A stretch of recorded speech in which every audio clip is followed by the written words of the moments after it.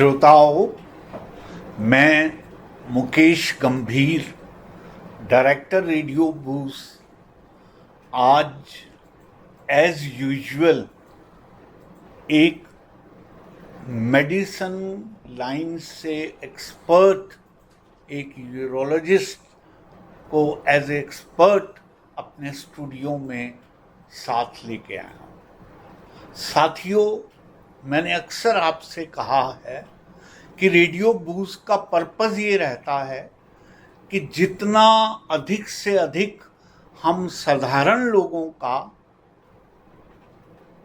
Awareness कर सकें, चाहे वो मेंटल लेवल पर है, फिजिकल लेवल पर है या स्पिरिचुअल अवेयरनेस है, उसके लिए हम प्रयासरत रहते हैं। आज सी के बिरला हॉस्पिटल के एक्सपर्ट डॉक्टर सलभ अग्रवाल मेरे साथ हैं। डॉक्टर साहब, हम आपका बहुत बहुत स्वागत करते हैं। नमस्कार। आपने अपने व्यस्त जीवन में से समय निकाला और हमारे श्रोताओं को आप एड्रेस करने के लिए यहाँ हैं। मैं आपसे गुजारिश करूँगा कि इससे पहले हम बातचीत शुरू करें, आप अपनी बारे में डिटेल्स, आपकी क्वालिफ़िकेशन, कहाँ से आपने एजुकेशन ली है और कब से आप सी के बिरला हॉस्पिटल में हैं और आपका क्लिनिक कहाँ पे है, इसके बारे में हमारे श्रोताओं को बताने का कष्ट करें। मैंने अपना MBBS और MS सर्जरी में दिल्ली के मौलाना आज़ाद मेडिकल कॉलेज से कंप्लीट करा है 2006 में। और उसके बाद मैंने कुछ साल रेजिडेंसी करी और 2008 से लेके 11 तक मैंने सुपर स्पेशलिटी ट्रेनिंग करी आर्मी हॉस्पिटल R&R, जो दिल्ली कैंट में लोकेटेड है। और उसके बाद से मैं 2011 से लेके 2024 तक से अभी तक गुड़गांव में ही प्रैक्टिस कर रहा हूँ। पहले मैं आर्टेमिस हॉस्पिटल के साथ एसोसिएट था करीब 7-8 साल तक, और उसके बाद कुछ टाइम तक प्रतीक्षा हॉस्पिटल फॉर्मरली जो हुआ करता था उसके साथ एसोसिएट था। और करेंटली पिछले 4 साल से मैं सी के बिरला हॉस्पिटल में as a head, as a urology senior consultant काम कर रहा हूँ। और आज की डेट में भी मैं अपना क्लिनिक भी चलाता हूँ। मेरा क्लिनिक सेक्टर 52 में है, RD सिटी के अंदर B78। वहाँ भी मेरी डेली ओपीडी रहती है और सी के बिरला में भी सुबह डेली 10 से 12 की मेरी ओपीडी रहती है। गुड। तो डॉक्टर साहब, with such A vast experience and examining number of patients, I would like you to spell out clearly what kind of different patients are coming और किन किन तरह के इन पेशेंट्स को ज़्यादा तादाद में आप इलाज कर रहे हैं, और फिर हम उनके इलाज के बारे में आपसे बात करेंगे। पहले मैं जानना चाहूँगा कि on the basis of the number of patients that you are receiving, आप किस तरह के पेशेंट्स को रिसीव कर रहे हैं। सो यूरोलॉजी स्पेशलिटी डील करती है यूरिन रिलेटेड प्रॉब्लम्स। सो यूरिन सिस्टम में क्या क्या आ जाता है। यूरिन सिस्टम में किडनी के नीचे की ट्यूब, यूरेटर, पेशाब की थैली जिसको यूरिनरी ब्लैडर कहते हैं। मेल्स में प्रोस्टेट, एक्सटर्नल जेनेटिलिया जो प्राइवेट पार्ट्स हम कहते हैं, स्क्रोटम, पेनिस, इन सब से रिलेटेड डिजीजेज। इसके अलावा ये स्पेशलिटी हर एज ग्रुप को कैटर करती है। बच्चों की बीमारियां जो चाहे किडनी से रिलेटेड हों, ब्लैडर से रिलेटेड हों या नीचे जेनाइटल से रिलेटेड हों, उनकी अबनॉर्मलिटी से रिलेटेड हों। एल्डरली एज ग्रुप में भी, यंग एज ग्रुप में भी, दोनों लेडीज़ और जेंटलमैन दोनों की प्रॉब्लम्स, यूरिन रिलेटेड प्रॉब्लम्स, उन सब को डील करती है। फीमेल जेनाइटल प्रॉब्लम्स जो होती हैं वो सब जानते हैं कि वो गायनेकोलॉजिस्ट डील करते हैं। इसके अलावा यूरिन रिलेटेड जितनी भी प्रॉब्लम्स हैं उन सब का ट्रीटमेंट एक्सपर्ट जो होते हैं उनको यूरोलॉजिस्ट कहते हैं या जेनेटो यूरिनरी सर्जन कहते हैं।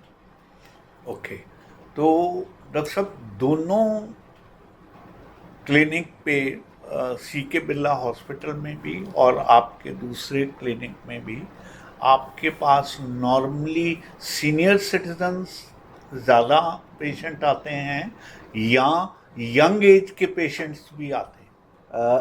मेरे पास सर जो ज़्यादातर पेशेंट्स आते हैं वो मोस्ट कॉमन एज ग्रुप रहता है 30 से लेके 50 साल तक की एज का। ओके ओके सो मान लीजिए 50% पॉपुलेशन तो इसी एज ग्रुप की रहती है जिनको Right. यूरिन रिलेटेड प्रॉब्लम्स हैं। कॉमनली यूरोलॉजी सबसे ज़्यादा कॉमनली देखते हैं हम अपनी प्रैक्टिस में stone diseases, Right. Kidney stone, ureter stone, ये सब ब्लैडर स्टोन, ये सबसे कॉमन हमारी बीमारी जो हम देखते हैं। Yes. इसके अलावा करीब 30% पॉपुलेशन रहती है जो एल्डरली एज ग्रुप है, Right. चाहे वो मेल्स हो फीमेल्स हो, यूरिन रिलेटेड प्रॉब्लम्स हैं, लीकेज की प्रॉब्लम्स हैं या प्रोस्टेट रिलेटेड प्रॉब्लम्स हैं। Yes. 20% पॉपुलेशन होती है 20 ईयर्स से यंगर, जिनको कुछ उस तरह की प्रॉब्लम्स हैं जो कंजेनिटल हैं या कुछ अलग तरह की जेनेटल प्रॉब्लम्स हैं या यूरिन बिहेवियर रिलेटेड प्रॉब्लम्स हैं, वो सारी पॉपुलेशन रहती है। ओके तो डॉक्टर साहब आपके पास हॉस्पिटल में ऑपरेशन वगैरह करने की भी फैसिलिटी रहती है? सर बिल्कुल, हम हर तरह के ऑपरेशन करते हैं। यूरोलॉजिस्ट के द्वारा जो ट्रीटमेंट करा जाता है वो दोनों तरीके का हो सकता है, मेडिकल थेरेपी भी हो सकती है, सर्जिकल थेरेपी भी हो सकती है। बेसिकली यूरोलॉजी प्रैक्टिस जो है उसकी बैकग्राउंड जनरल सर्जरी से ही शुरुआत होती है और उसी का ये एक्सटेंशन है। सो सबसे कॉमनली तो हम स्टोन रिलेटेड सर्जरीज परफॉर्म करते हैं, दूसरा एल्डरली में प्रोस्टेट रिलेटेड सर्जरीज परफॉर्म करते हैं। इसके अलावा बच्चों में जो कंजेनिटल एबनॉर्मलिटीज़ होती हैं जैसे प्यूजो ऑब्स्ट्रक्शन हो गए, पोस्टीरियर वेल्व हो गए, स्टोरिथल स्ट्रक्चर्स हो गए या रिफ्लक्स डिजीज़ हो गई, ये कॉमन बच्चों में बीमारियां हैं जिनको, या फिर जेनाइटल्स की एबनॉर्मलिटी है उनको करेक्शन करा जाता है, उनकी प्लास्टिक सर्जरी करके करेक्ट करा जाता है। ये सारी कॉमन प्रॉब्लम्स हैं जिनके ऑपरेशन होते हैं। लेडीज़ में अक्सर ब्लैडर रिलेटेड प्रॉब्लम्स के लिए कई बार दवाइयाँ इंजेक्ट करना या और कुछ तरह के रिकन्स्ट्रक्शन करना या प्रॉब्लम उस तरह के होते हैं। और एक फिर दूसरा ग्रुप आ जाता है जो यूरोलॉजिकल कैंसर्स का है। ओके किडनी, ब्लैडर और प्रोस्टेट के कैंसर प्राइमरली यूरोलॉजिस्ट ही देखते हैं।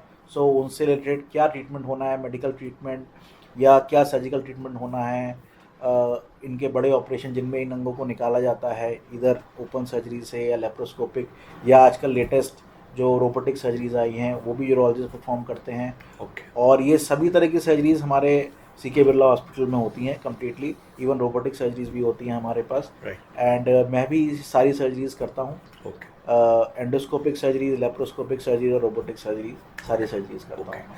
तो डॉक्टर साहब हमारे श्रोताओं की नॉलेज के लिए सर्जरी के पॉइंट ऑफ व्यू से आपके सीके बिरला हॉस्पिटल या गुड़गांव में all kinds of expert surgery is possible या कहीं आपको रेफर करना पड़ता है दिल्ली में? So sir, CK Birla hospital हमारा जो है वो फुली इक्विप्ड है to Okay. Perform all sorts of surgical intervention which are required. Hmm. और इसके अलावा हमारे पास मेडिकल ऑन्कोलॉजी की फैसिलिटी भी है। अच्छा। तो अगर किसी को कीमोथेरेपी वगैरह चाहिए हो तो वो भी यहाँ पे हो सकती है। Right. रेडियोथेरेपी का डिपार्टमेंट अभी चालू नहीं हुआ है, बट वो भी थोड़े दिन में आ जाएगा। तो अगर किसी को रेडियोथेरेपी की ज़रूरत है तो उसे हमें रेफ़र करना पड़ता है। इसके अलावा सर्जिकल स्पेशलिटीज़ के लिए फुली कैपेबल है, यूरोलॉजिकल सर्जरीज भी हर तरह की हम यहाँ पे परफॉर्म करते हैं। ओके ओके तो डॉक्टर साहब अगर हम स्टोन्स की बात करें तो on the basis of your experience कहाँ आप स्टोन्स लोकेट कर लेते हैं और ज़्यादातर पेशेंट्स में स्टोन्स कहाँ मिलते हैं? सो स्टोन जो है वो यूरिनरी सिस्टम में मोस्ट कॉमनली किडनीज में बनते हैं। ओके और इसके साथ ही एक चीज़ और बताना चाहूँगा कि अक्सर लोग सोचते हैं कि खाने पीने की चीज़ों से स्टोन बन गए, बट ऐसा नहीं होता। किडनी स्टोन जो है वो किडनी की बीमारी है। हमारी किडनी का काम है बॉडी से लिक्विड्स जैसे एक्सेस वाटर हो गया और मिनरल वेस्ट उनको एक्सक्रीट करना। किडनी एक्सक्रीटरी सिस्टम का पार्ट है।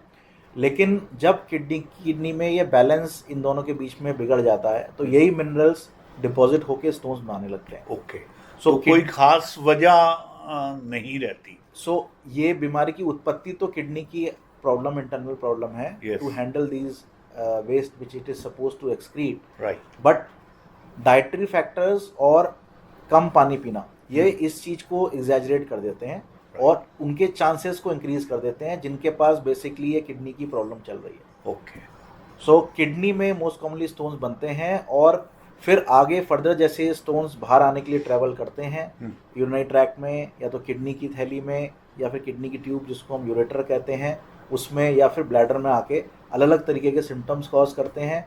और उसके अकॉर्डिंग ही कहाँ पे स्टोन है, कितना बड़ा स्टोन है, कितने टाइम से स्टोन है और क्या प्रॉब्लम दे रहा है, उसके अकॉर्डिंग फिर ट्रीटमेंट इसका डिसाइड करा जाता है ओके कि क्या पेशेंट को मेडिकल थेरेपी की रिक्वायरमेंट है या कोई सर्जिकल थेरेपी चाहिए, और सर्जिकल थेरेपी में भी किस तरह की थेरेपी चाहिए, ठीक। वो स्टोन लोकेशन, स्टोन साइज और पेशेंट सिम्टम्स, इन सब ओके। चीज़ों पे डिपेंड करती है। राइट। डॉक्टर साहब, ज़्यादातर जो प्रॉब्लम्स रहती हैं जैसे आपने जिक्र किया, उसमें प्रोस्टेट की जो प्रॉब्लम है वो भी एक प्रोमिनेंट प्रॉब्लम है, उसके बारे में थोड़ी जानकारी बताइए। सबसे पहले मैं ये बताऊंगा सर कि प्रोस्टेट प्रॉब्लम के साथ सबसे बड़ी दिक्कत क्या है कि हमारी अवेयरनेस बहुत कम है। राइट। अगर मैं रफली बात करूं तो मुझे लगता है कि हार्डली जिन लोगों को भी सिम्टम्स हैं प्रोस्टेट रिलेटेड डिजीजेस के, उनमें से हार्डली 4 या 5% लोग ही डॉक्टर तक पहुंच पाते हैं। ओके। और उनमें से भी लेस देन 50% ऐसे हैं जो इसके जो स्पेशली जैसे मैंने बताया यूरोलॉजी ब्रांच है, यूरोलॉजिस्ट के पास पहुंचते हैं। तो सबसे पहली चीज़ तो है कि इन प्रॉब्लम्स के बारे में अवेयरनेस होना। अगर किसी को 50 साल की एज के बाद किसी तरह के यूरिन एबनॉर्मलिटीज़ फील हो रही हैं, जैसे कि यूरिन का फ्लो कम हो गया है, यूरिन रुक रुक के आता है, यूरिन चालू करने में टाइम लगता है, राइट। या फिर यूरिन करने के बाद बहुत सारे यूरिन लीक हो जाता है, या फिर रात को बार बार उठना पड़ रहा है यूरिन पास करने के लिए, कंट्रोल में प्रॉब्लम हो रही है। डॉक्टर साहब, this what you are talking हाँ, is applicable for males and females both? उसके बारे में बताता हूँ सर, अच्छा क्वेश्चन है। यूरिन प्रॉब्लम्स तो दोनों को हो सकती हैं, Right. और सेम काइंड ऑफ प्रॉब्लम्स हो सकती हैं। ठीक। इनको हम मेडिकल टर्म्स में कहते हैं lower urinary tract symptoms. Okay इस सारे जो मैं प्रॉब्लम्स आपको इनलिस्ट कर रहा था, जी। इनको हम लोअर यूरिनरी ट्रैक्ट सिम्टम्स कहते हैं, और ये जेंडर स्पेसिफिक नहीं है, मेल्स में और फीमेल्स में दोनों हो सकती हैं। राइट। ठीक है, और ना ही ये डिजीज स्पेसिफिक हैं। Okay. ये प्रॉब्लम्स किसी पर्टिकुलर डिजीज को नहीं डिनोट करती। ओके। ठीक है, इसीलिए ज़रूरी है कि खाली इसका सिंपली एक गोली ले लेने से काम नहीं बन जाता। एक प्रॉपर इवैल्यूएशन दवाई चालू करने से पहले ज़रूरी है, जानने के लिए इसका क्या कॉज है। राइट। प्रोस्टेट रिलेटेड प्रॉब्लम्स हो सकती हैं, स्टोन रिलेटेड प्रॉब्लम्स हो सकती हैं, कैंसर रिलेटेड प्रॉब्लम्स हो सकती हैं, ब्लैडर की कमजोरी हो सकती है, यूरेथ्रल स्ट्रिक्चर्स हो सकते हैं, बहुत तरह के डायग्नोसिस बन सकते हैं। ओके। नॉर्मली क्या मिथ्स रहते हैं जिसकी वजह से लोग अवॉइड करते हैं कि वो आप जैसे एक्सपर्ट के पास नहीं पहुंचते और इधर उधर देसी दवाएं करके या झोला छाप लोगों के पास पहुंच के अपना काम चलाने की कोशिश करते हैं? इसके बारे में कुछ कॉमन मिथ ऐसे हैं सर कि सबसे पहली बात तो लोग एक्सेप्ट कर लेते हैं कि ये जो प्रॉब्लम है ये एज रिलेटेड प्रॉब्लम है, और ये ठीक नहीं हो सकती। ठीक है। तो ये सबसे बड़ा मिथ है। ये प्रॉब्लम्स बहुत अच्छे से मेडिकल या सर्जिकल थेरेपी से करेक्ट करी जा सकती हैं, Right. जिससे आदमी की क्वालिटी ऑफ लाइफ बहुत इंप्रूव हो जाती है। ओके। दूसरा कॉमन मिथ है कि ये प्रॉब्लम उनको डायबिटीज़ या जो ब्लड प्रेशर है उसकी वजह से है, जो अगेन Right. एक बहुत कॉमन बीमारी है 50+ एज ग्रुप में, ठीक और है। लोग एक्सेप्ट कर लेते हैं कि उसी की वजह से, बिना उसका इवैल्यूएशन कराए, बिना समझे कि वो कंट्रोल होने के बाद भी ये प्रॉब्लम चल रही है नहीं चल रही। ओके। तीसरा, लोगों को कहीं ना कहीं डर रहता है कि अगर डॉक्टर के पास जाएंगे तो वो कहेगा इसका ऑपरेशन करा लो। ठीक। तो ऐसा नहीं है। आजकल की जो मेडिकल थेरेपी उपलब्ध है उससे ज़्यादातर लोगों में मेडिकल थेरेपी के जरिए ही इसको कंट्रोल करा जाता है। ऑपरेशन की ज़रूरत कम लोगों को पड़ती है, और अगर ज़रूरत पड़ती है तो वो एक बहुत इफेक्टिव तरीका है प्रॉब्लम्स को बेटर करने का। ओके।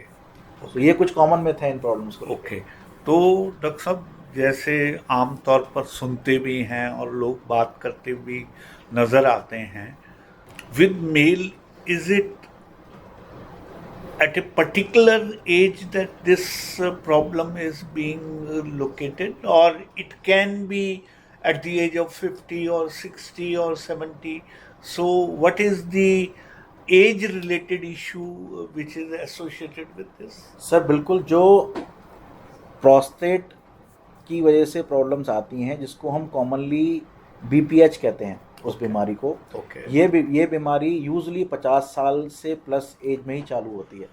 राइट। लेकिन ये प्रॉब्लम जो है, ये प्रॉब्लम पूरे लोअर यूरिनरी ट्रैक्ट की प्रॉब्लम है। इसमें ब्लैडर भी इन्वॉल्व होता है, प्रोस्टेट भी इन्वॉल्व होता है, ब्लैडर का सपोर्ट भी इन्वॉल्व होता है।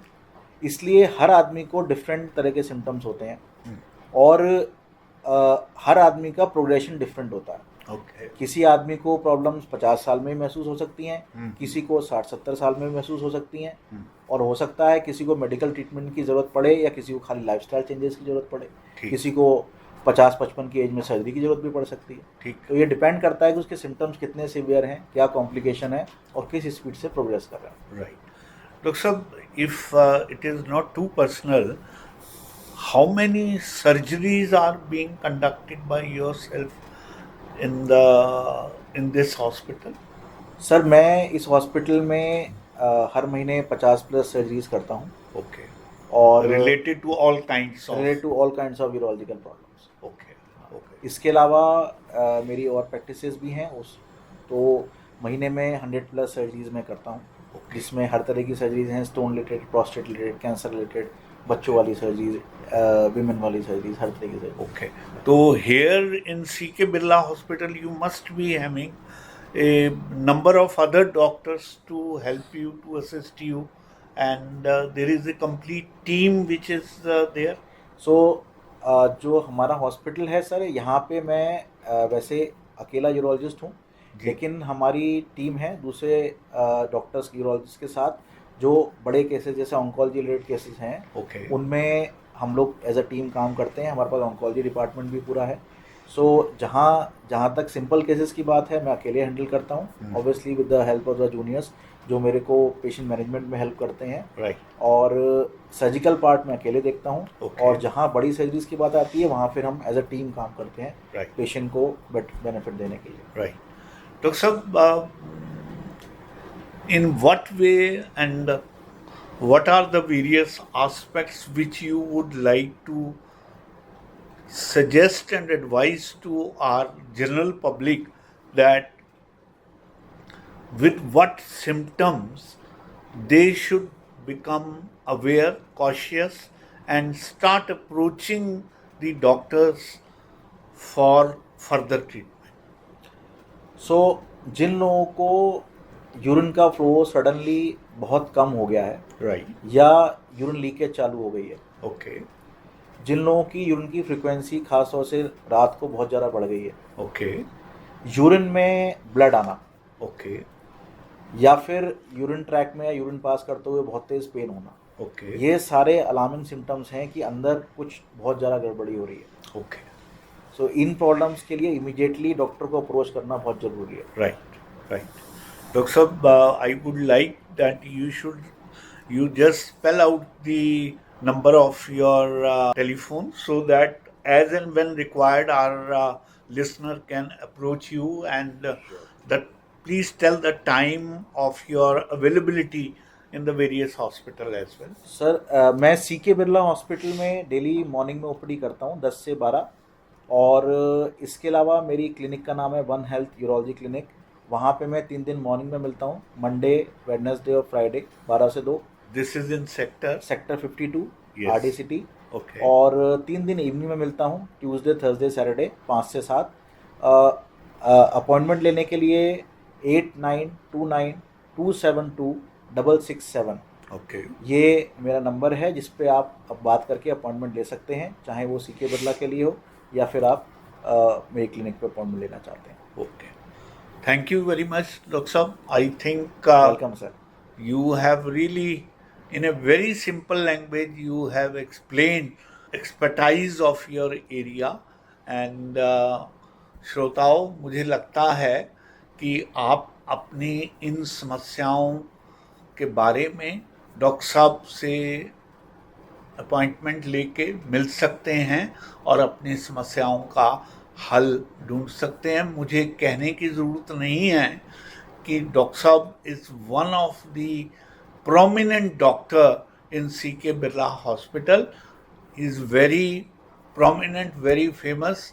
तो आप इनके यहाँ आने के बेनिफिट को उठाएं और इनकी एक्सपर्टाइज से अब अवश्य ही लाभान्वित हों। इन्हीं शब्दों के साथ डॉक्टर साहब, हम आपका बहुत बहुत आभार व्यक्त करते हैं कि आप आए और आपने अपनी बात को हमारे श्रोताओं के लिए रखा। थैंक यू बहुत listeners, thank you. Thank you. Something bang bang, something bang bang bang bang, something bang bang.